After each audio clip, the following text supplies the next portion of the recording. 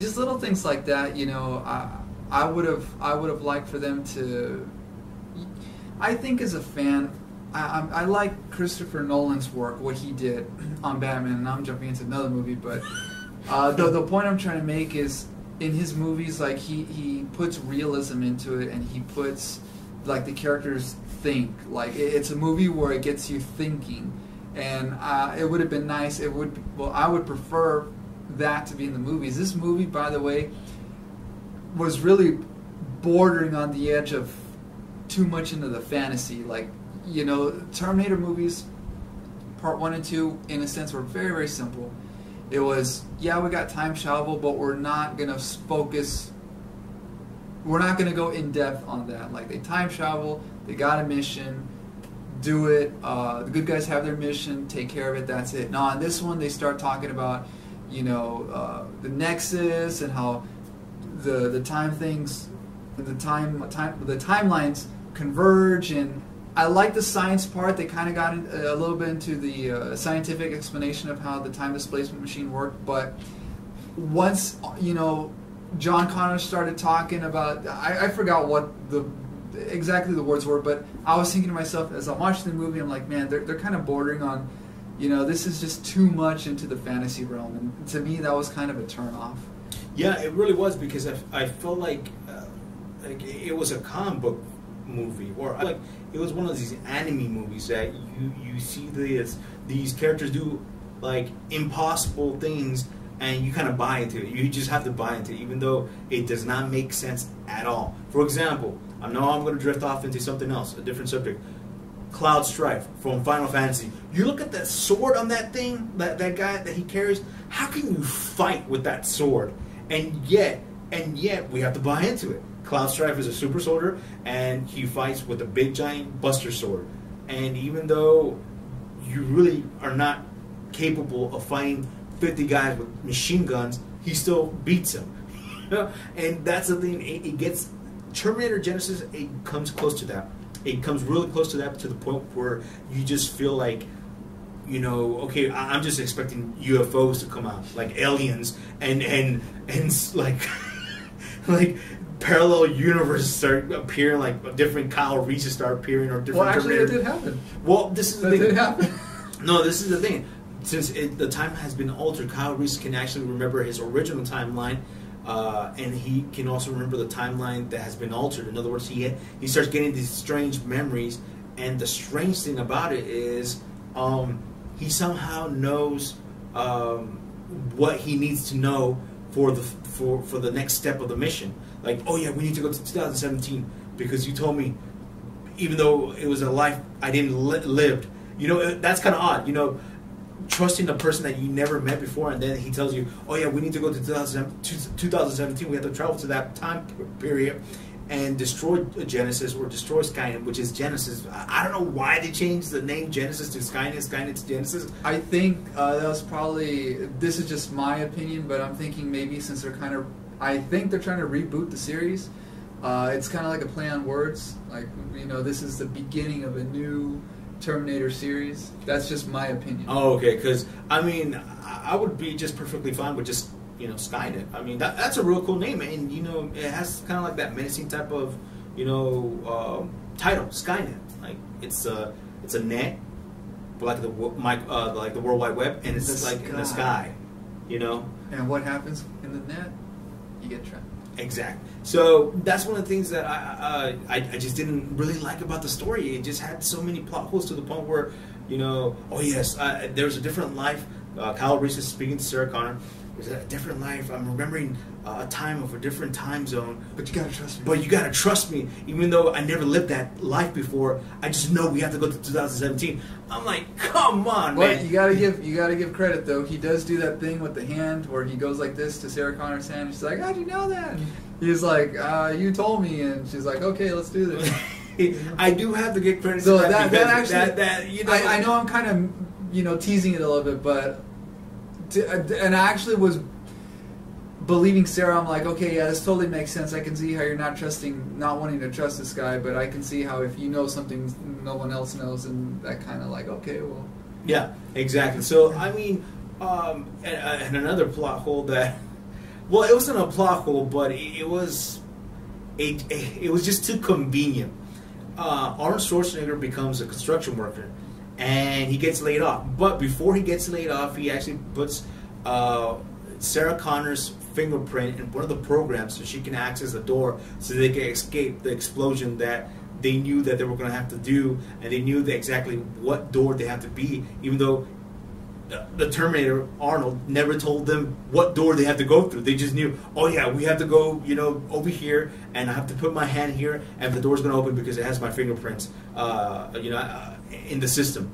And because the Terminator was a construction worker for Skynet, and he helped build the time machine and also the buildings. No, not the time machine. I think it's just he was there. I think he was building the building. Okay, he was constructing the building. Construction of the building. And somehow, I don't know how he got her fingerprint, but then even applied it on there. Maybe he had a piece of tape when she was a kid. I don't know. And that another thing that really doesn't make sense at all. It doesn't. You just have to buy into it, or you have to just No, you're right. You just kind of just don't think about it. Just okay. You just don't think about it. Another thing that I didn't understand is when Genisys is finally evolving from a kid to a teenager or an adolescent, then to a teenager, and then to adult. There's this part where they're kind of trapped in this room, Kyle Reese and Sarah Connor, and he has projection of himself, Genisys, Skynet, aka Skynet, and every single time they destroy one of the lamps or the machines that project his body, like a camera, a projector. I don't know why that room's had so many projectors, but man, it had a lot, because he kept on appearing right and left every single time. Like, they destroy one of these small little projectors, he appears right there, and then he appears over here, and I'm like, man, why did they build so many projectors in that one room? So he can move around? No, but the thing is that they didn't. The rest of the crew, the only people that knew about Skynet becoming, sentient or becoming. Actually, I think it was just John Connor. Exactly. So wouldn't the rest of the crew be like, why do we have all these different projectors in this room? I mean, backups. I mean, that wouldn't even make sense at all. It's like, oh yeah, we designed this room, but we have like 30 different projectors or 30 projectors here in this room, and the rest of the guys like, oh yeah, that sounds like a good plan. Like, what? 30 projectors for what? And that didn't make sense. I think another thing that didn't make sense was when they tell you, oh yeah, when you go back in time, you can't have any metallic or any type of clothing. Okay, because it'll burn up. In other words, the magnetic field will just fry it up. I want to ask you something. What is it made of? Metal. Metal. What is inside the Terminator's brain? Metal. A chip.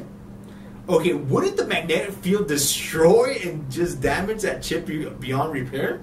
Well, you see, the skin is strong enough to actually repel. Oh, come on, JB. You don't tell me you believe in that. Hey, it worked for 84, it worked for 1990, then it worked for, 2004, and then whenever the fourth one came out. Oh, which, by the way, I could be totally wrong on this, but I think they totally just disregarded part 4, I believe. Yes, he did, because Kyle Reese was actually saved by John Connor in San Francisco, not in Los Angeles, like in part 4. So. And another plot hole. It never was explained how John Connor finds Kyle Reese. It never was explained. It's just like Kyle Reese in danger, and bam, John Connor appears. How he found John Connor in the entire wasteland of California beats me. That one, I think it just kind of, I can kind of buy into that one. It could have just been by chance, or maybe they had some sort of monitoring device, and he just happened to see, hey, there's a Terminator here, let me go in there. Oh, man, there's a kid there. Let me save the kid. Because, I mean, all you see is like John Connor coming down. So, I mean, that one has got a little bit of way into believing it. The one thing I will say, though, that I wish this director would have done is I would have liked for him to stick with James Cameron's version of the future, because in this one they've got like armor and Kyle Reese is actually built, and I'm thinking, these guys, if you remember part 1, they show these two guys hunting for a rat, and they actually kill it, and that was their food. Even Kyle Reese says that people were starving and hungry, so you know, if you're starving and you're hungry, your body's going to be like bones, you know, or just really, really thin. You're not going to have enough food to sustain, you know, an athlete's body. And yet you see all, you know, Kyle Reese and John Connor, you know, they look well nourished. Yeah, and all the soldiers were well nourished. And, you know, and they've got, you know, they got all this armor, and I'm thinking, man, I like James Cameron's Part 1, where, you know, they're just using up old clothes. You know, granted, you may even take my argument a step further and say, well, then how did they get all this other technology working, blah, blah, blah. But I'm just saying, at that point, if they kind of wanted to make it a little bit more real, they could have had their soldiers just very, very, you know, stringy. I wanted to say stringy. What do you think? I do agree with you, because that's one of the things about James Cameron vision about Terminator. He brought that realism. He brought that danger. He brought that reality to that. You know, if this truly really happened, you know, the soldiers, the human race will be starving. They will be malnourished. They will be, you know, being killed right and left. And you see it in one of Kyle Reese's dreams. I think he's with another group of people, and they're hunting down, or if not, they're being hunted by this big giant, you know, tank Terminator type of thing. And it looked pretty cool, even though it's from the 80s. It still looked pretty cool. They didn't even show that type of Terminator in this one. Yeah, they didn't. That tank. But the thing is that tank was searching for humans, and I think one of Kyle Reese's partners ends up dying because I think she threw a grenade. Yeah, she threw a grenade or a bomb or something like that. But you see them, and they're in rags, they're dirty, and that's another thing that I liked about it in Part 2, when you finally see John Connor as an older man, and he's walking through the halls, and everybody's kind of saluting him.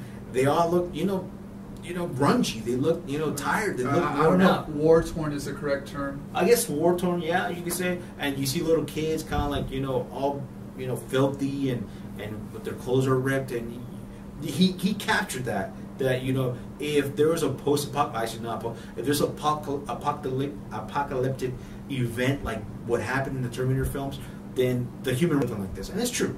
And I respect Jim Cameron for that, the way he envisioned the future in the Terminator series. And this one, I think he was going for non-stop action.